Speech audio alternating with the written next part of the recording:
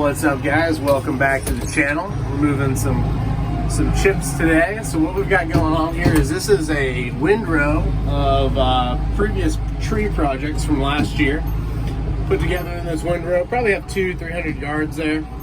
We turn it every few months. We're trying to break it down, and I'm taking this load over to Food Forest Area 1, which is a quarter-acre plot. It's basically like 110 by 90 feet, something like that. It's a quarter-acre. And we're going to top dress the entire space with fresh new mulch, maybe 6 to 12 inches, the entire area, because our chickens just completed working it. So they've been on there probably 45 days or so, and they've cleared out everything in there. I mean, there's nothing under two feet in height that's remaining out there. So we're getting ready to move them out of Food Forest Area 1. So they'll be heading out of there tomorrow. And we're going to top dress with mulch right behind them. So what we're going to do is we're going to capture their manure that they put down. We're going to do some weed suppression, and we're just going to let it sit. And essentially it's going to sit in the food forest. It's just going to break down. All that manure and whatnot is going to go through biological process with all the sunlight and rain and all the other things we've got going on.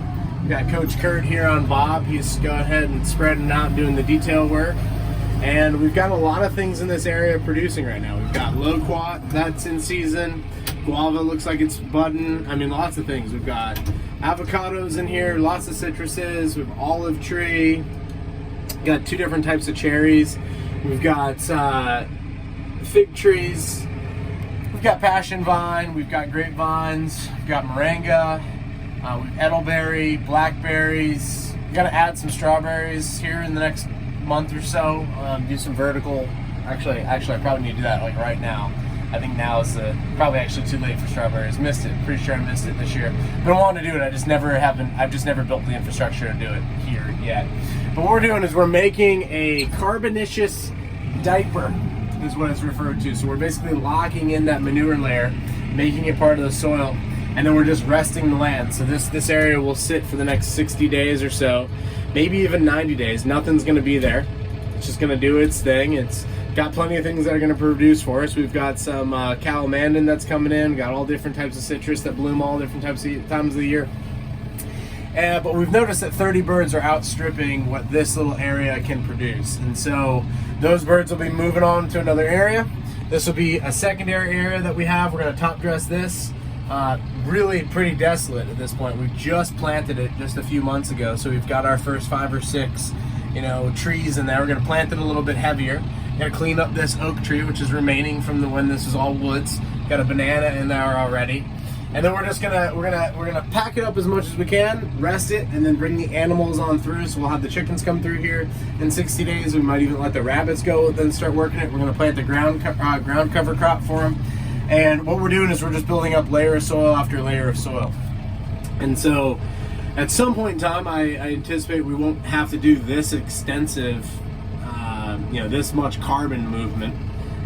Once we've got what we've got in there, and once it's kind of a self-sustaining system. But at the early stages here in this first area, we created just under 5 years ago. So everything here is starting to go pretty well, but everything here was tiny, like little infant plant when we planted it, with the exception of that one loquat there.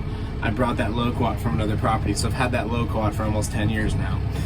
But like outside of that, that's kind of the process. Is we're building soil layer after soil layer. We're not tilling it. We're not destroying it. We're literally allowing it to build layers on itself, build roots, and then we're managing it just through animals. So we're not using any glyphosate, Roundup. We're not using any fungicides. We're not using any insecticides. I had an issue with some tomatoes, and what I found was marigolds. I planted marigolds in there. They attracted another type of predator, and it seemed to help the tomatoes. So we're trying to pair things together in a polyculture where we just keep mixing things together. Here's an area where we've got bananas, we've got a mango, and we have cranberry hibiscus, and we just got some dragon fruit. I think that's just there for the moment, just came in off the truck. We'll probably go plant that in Food Forest Area 2 or 1. But we've got like a mixture of things there. So we've got 2 different types of bananas. We have bananas, got the cranberry hibiscus, and we've got the mango. We should probably add another layer on top of that mulch, like probably like a spinach or something like that, so that way the whole area is covered. I've actually got some cool dollar weed happening in there now. The chickens love dollar weed. It's full of nitrates. It's actually a really good weed. You take it, put it in your smoothies. If you've ever had C4, like a gym pre-workout, it like dilates your blood vessels. That's essentially what's in dollar weed right there. So got a whole bunch of good stuff, but we're trying to mix and match polycultures and then use animals to come in and graze through it to do the weed control, to do the bug control, and add the fertilization. So they're leaving manure everywhere, and then we're moving those animals onto a new strip of land, fresh, undone, like, you know, hasn't been touched in however long, and then we're doing this rotational grazing from area to area to area. So what's occurring is our animals are starting out small, they're ending big, ending at like a market size where they're sellable or harvestable in some way. They're doing all the work without petroleum or depreciating equipment like this, and we're getting the benefits of land management. I'm gonna go ahead and show you guys this area right here. We just moved the chickens onto this section because we're harvesting this bamboo. Bamboo was a phase of mine back in the day. I bought an old bamboo farm and harvested it all, and now we put it all in as what they call B&B, bag and burlap, like field grown stuff, and now we're at a spot where like we're harvesting 2 acres of it. So we've got, this stuff has been potted up, but we've got lots of stuff over here to be harvested, and we're gonna just open up this entire space and kind of redo the farm a little bit this year. But this is where the chickens were this morning. So we had the electric fence around here, and we hadn't touched this area in literally 2 years. I think it was the last time I planted these. I didn't do anything to them, just let it go. Weeds overtook it and all the other things. We want to harvest it this week, so we're gonna come in here with Bobcat and start popping these things out. We just couldn't see, it was so dense, we just could not see what was going on in here. And we put the chickens in, and they've uncovered all sorts of things, like for example this old drain thing and all that stuff. So that mobile electric fence, I mean, this is the result.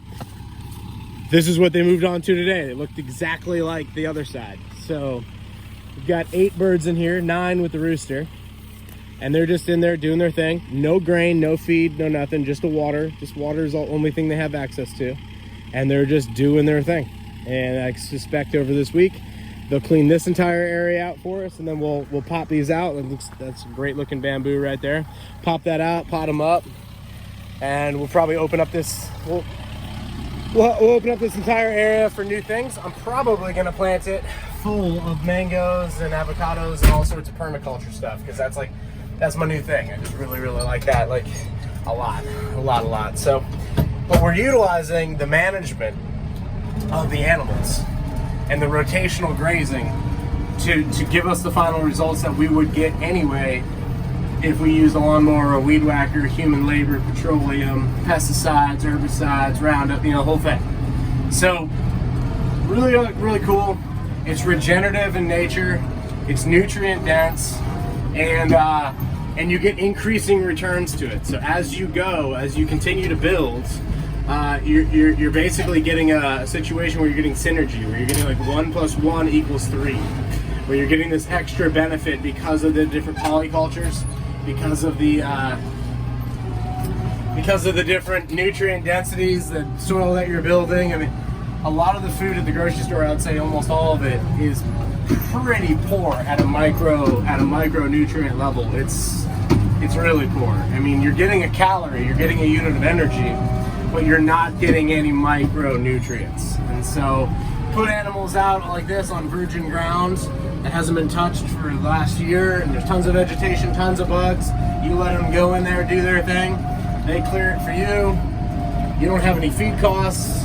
They're not getting any like soy slop or whatever comes in some of the cheaper animal food stuff, and it's just a win-win all around. So huge fan of regenerative agriculture. The more I do it, the more I realize I just absolutely love it. It's very harmonious with nature, where you're basically just looking at how does nature work, how can we help it work better, and that's literally it. That's all we're doing. So I'll go over here, check out what Coach Kurt's got going on.